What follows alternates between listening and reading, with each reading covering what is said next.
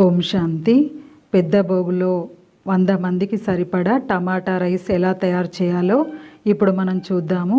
టమాటా రైస్కి కావలసిన పదార్థాలు: బియ్యం 5 కేజీలు, టమాటాలు 5 కేజీలు, పుదీనా 3 కట్టలు, కొత్తిమీర కట్ట, మిల్ మేకర్ 1/2 కేజీ, మిర్చి 1/2 కేజీ, బఠానీలు 1/2 కేజీ, గరం మసాలా 2 స్పూన్లు, అల్లం పేస్ట్ 1/2 కేజీ, నూనె 1/2 కేజీ.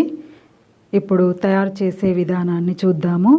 ఈ టమాటా రైస్ తయారు చేసే ముందు శివ పరమాత్మ యొక్క జ్ఞాపకంలో ఉంటూ మొదలు పెడదాము. ముందుగా పొయ్యి వెలిగించుకొని ఒక మందమైనటువంటి గిన్నె పెట్టుకోవాలి.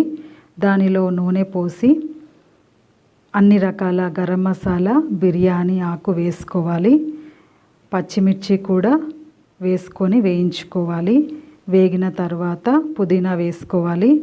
ఇది కూడా బాగా వేగిన తర్వాత నానబెట్టుకున్నటువంటి బఠానీలను వేసుకొని బాగా వేయించుకోవాలి. తర్వాత మెంతికూర వేసుకొని బాగా వేయించుకోవాలి. ఇది కూడా వేగిన తర్వాత మిల్ మేకర్ వేసుకొని బాగా వేగనివ్వాలి. దాని తర్వాత టమాటా ముక్కలు వేసుకొని ఇవి బాగా ఉడికిన తర్వాత అల్లం పేస్ట్, పసుపు, ఉప్పు, కారం వేసుకొని టమాటాలను మెత్తగా ఉడికే వరకు వేయించుకోవాలి.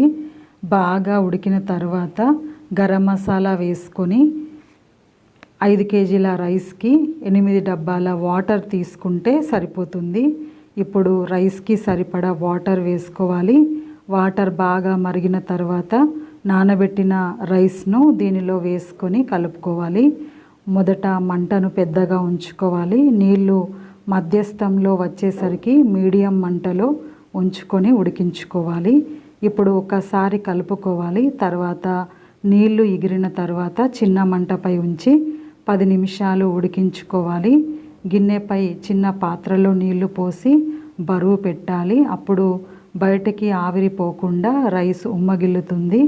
తర్వాత పొయ్యి ఆపేసుకోవాలి. చూస్తున్నారు కదా, చాలా కలర్ఫుల్గా, కళ్ళకు ఇంపుగా, నోరూరించే టమాటా రైస్ రెడీ అయిపోయింది. ఈ టమాటా రైస్ని శివ పరమాత్మకు నైవేద్యంలో అర్పించి అందరికీ వడ్డించడం జరుగుతుంది. ఓం శాంతి.